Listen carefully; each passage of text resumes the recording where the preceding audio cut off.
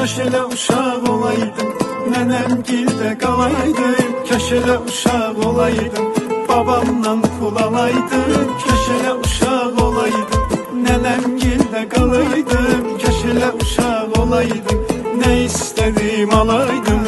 Yenə də yay gələydi, yenə kəndə köçəydik. Yenə dağda gəzəydik, bulaqdan su içəydik. Nələr arzu eyləyib, biz də xəyal qurardıq. Gecəni tez yatardıq, səhər-səhər durardıq.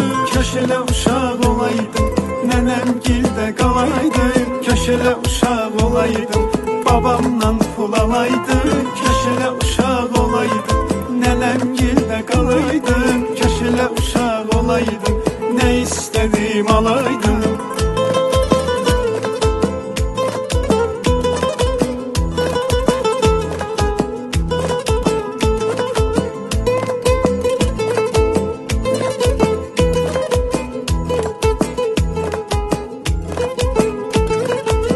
Samavarın tüstüsü buludacan çatardı.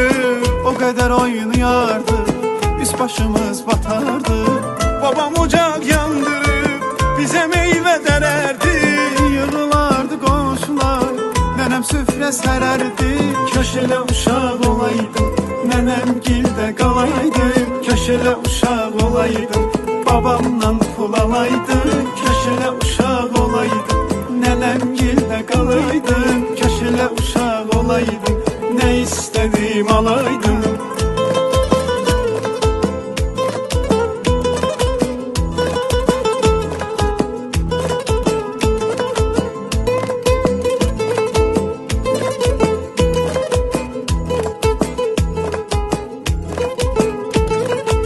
Evimizin dalında qoşa çınar var idi.